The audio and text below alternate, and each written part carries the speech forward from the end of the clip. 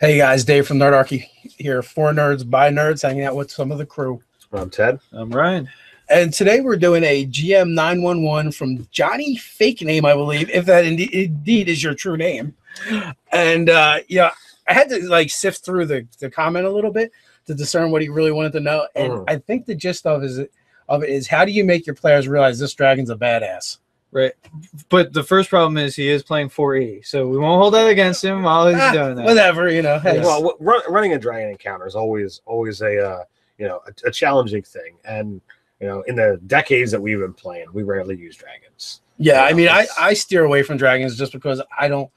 I feel like they deserve more respect than being thrown out there like some kind of random encounter. It should be a big deal when they encounter it, for sure.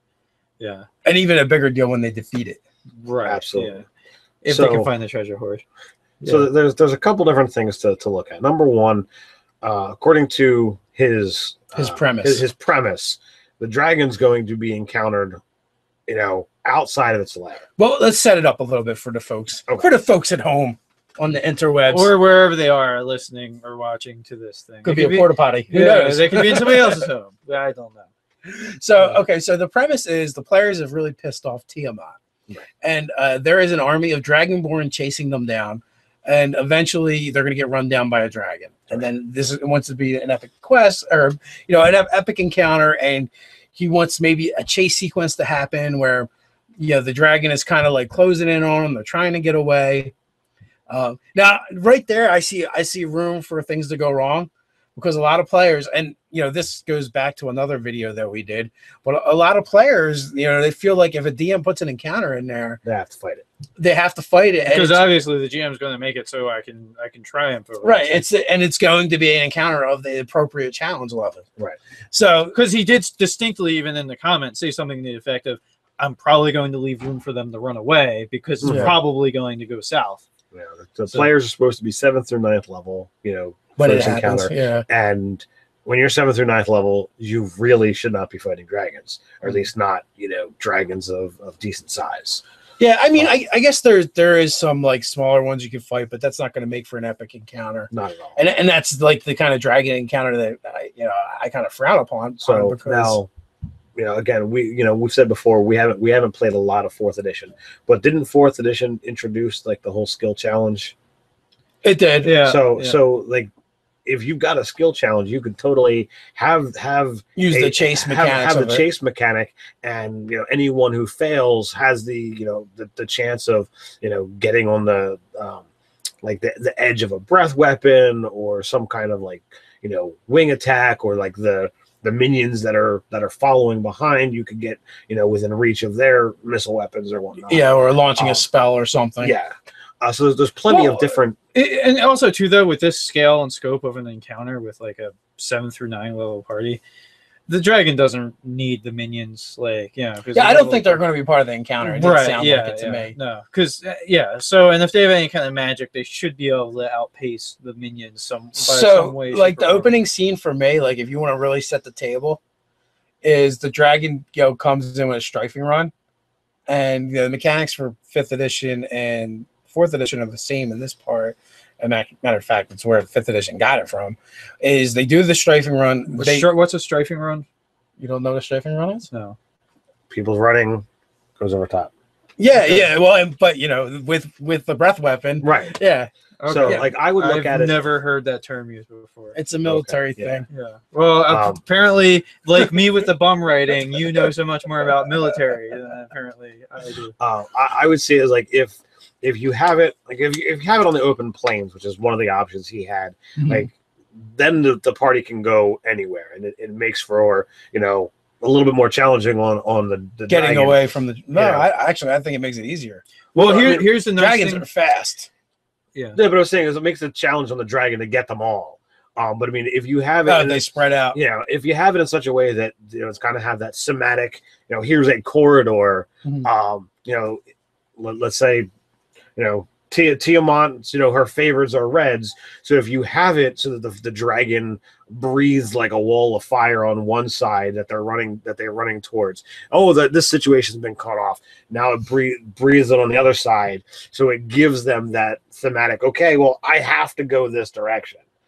Because or the dragon, spells, wall of fire. Like I don't know how much spell and magic power the dragons have forth, but like my actual idea is they hit the strafing room, hit as many of them as they can, then he climbs into the air out of their range, and it just kind of wheels above them. Talking shit the whole time in a booming voice. It could absolutely be doing that, or maybe telepathically somehow, depending on how you want to theme things, magic items, spells, whatever. But mechanic wise, they're hanging out waiting for their breath weapon to recharge. Yeah.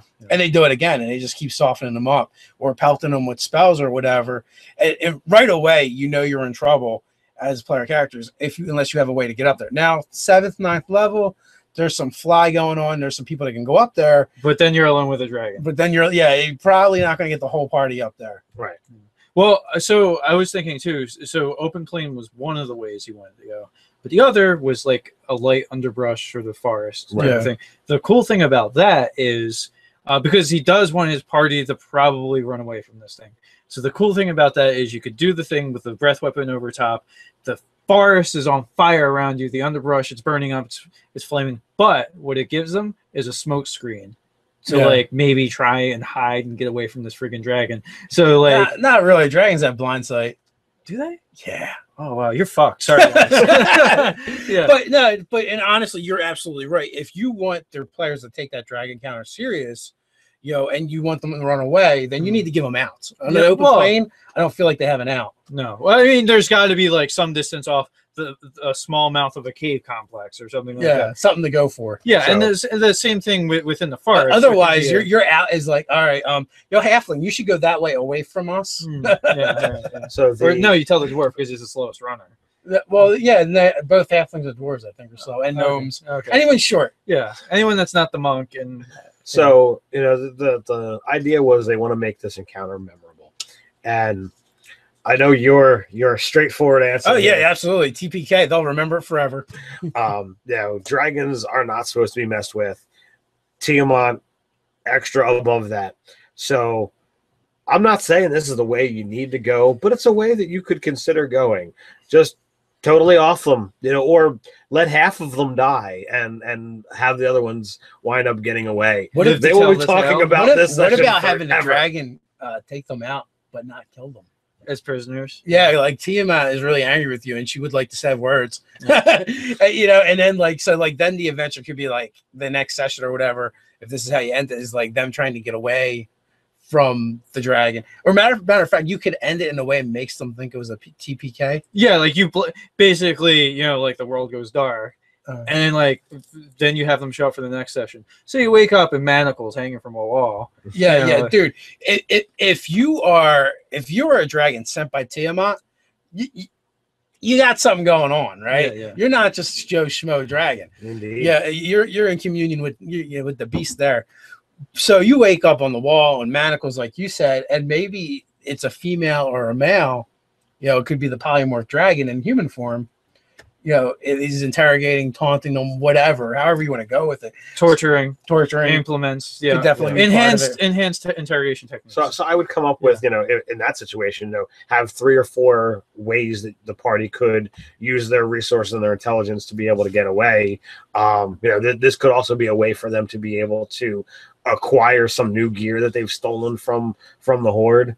If you really want to have some fun with it, like you could actually have a way, like an obvious way for them to get away, that like the dragon kind of plan, and really it just sets them in this maze, and like they're going to get to the end. It doesn't have to be traditional maze, but basically this labyrinth type structure that eventually they get out to what's supposed to be freedom, and it's not.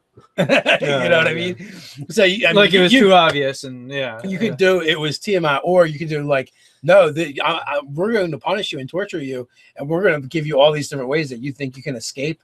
But every time you get to the escape, so every session, it's back to a cell. It's still them trying to get away. Yeah. I mean, you could do it for once or twice. I don't know how well it'll go over, but at least one time it would probably be funny. That would be awesome. Yeah. The end of the maze, they can see the light, and it's just a cell that happens to be illuminated. It could absolutely be that. Yeah. And it's full of traps and minions and things to torment them. Maybe it's kind of tough. Maybe they have to find things spread out. That sounds awesome. Yeah, maybe even their own gear is spread out through the maze. I mean, if you really want to go sadistic with it, because dragons have the intelligence, the dragon then starts, like, while it has them detained, starts to tell them how it's going after their family and like what is being leveled against. Oh yeah, or if you could just be a local community or something. Yeah. Well, I mean, like if you actually like built backstory for your characters and they have. Yeah. But no, that is good. Like, you could be like, yeah, Tiamat's really angry, and not only is it not enough for your personal line to end, but for your whole family to be wiped out. Right, like it starts bringing like personal possessions of people you knew, like to show you. Yeah, like you remember this guy? Basically you gotta go like Philip Seymour Hoffman in Mission Impossible 3. Like he gets like really calmly, darkly angry, but he's just like calm when he's talking about how he's gonna find everybody he loves and care about, and he just goes off like, yeah, she's just dead. I'm going to kill him. Like he's just like so like matter of fact about it. Yeah, that kind of makes me think about Wheel of Time. Yeah. Because there's like the light, the children of the light in there, and there's one of them that's actually a traitor, and he works with the evil side, and like that is like one of the threats they kind of use against him. But it's totally the opposite. Like they're talking about punishing him or killing him or whatever. He's like, no, I have so and so still left, a cousin on on my mother's side, thrice removed. Nice. Yeah. There you go. With that, it's more of like counting beads, knowing once the beads are gone, you're done. right. You just keep trying to buy yourself time. But yeah, so the way to really mess with your party with dragons is they don't even have to really fight the dragon. They just realize that like they're inconsequential to the dragon, and there's a toll to be exacted. Yeah, have them understand that. So now the other thing is, the most important thing about running the dragon encounter, if you're going that route and you're not going to just do, any of the other suggestions, but you want to do the dragon encounter, is have it fight intelligently. Absolutely. The stupidest thing a dragon can do is land on the ground and fight the party. Yeah. Well, I mean, it might, because like depending on the type of dragon, they might enjoy like martial conflict or whatever. Like it might like be like a workout for it.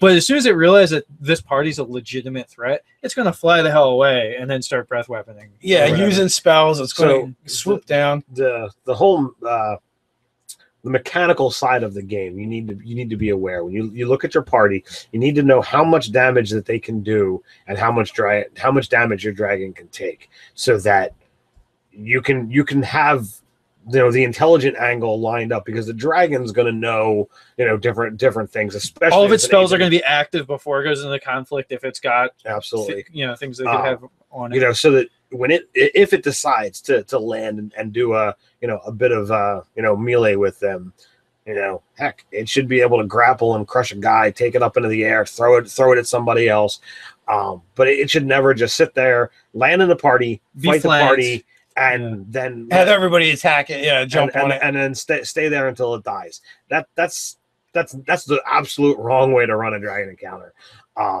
Dragons need to be encountered multiple times before they're allowed to be felled.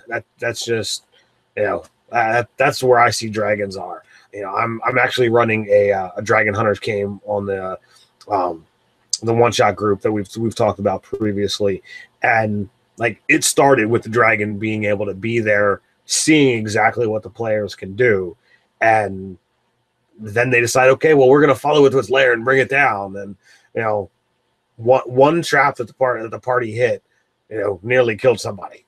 A single trap. So yeah, so like in this instance, it's even worse because you're an envoy or have been sent by Tiamat, so you're going to actually have probably access to way more information. Absolutely. Or if you don't, you at least know to get the information beforehand and be informed. Because again, if you're in a dragon and you've lived hundreds of years, you don't do that by accident.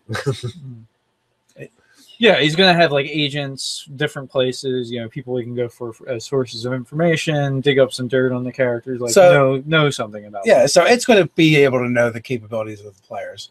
So, there's a handful of suggestions there. I think if you go through the comments, you'll probably find a bunch more as well. As this video is out, because usually our fan or the subscriber base is a great place for us to get ideas from. Indeed. So with that, you guys comment, help out. What is it, Johnny? Fake name. Johnny Fake Name. Yep. Yeah. Help Johnny Fake Name if that is indeed his real name. Right. Yeah. Probably not. come up with the memorable battles for a Dragon Encounter. While you're at it, like, subscribe, share. Check us out on nerdarchy.com. And you can go check out our Patreon. Help us bring you guys, more content, better videos, more articles, and all that jazz. So until next time, Stay nerdy.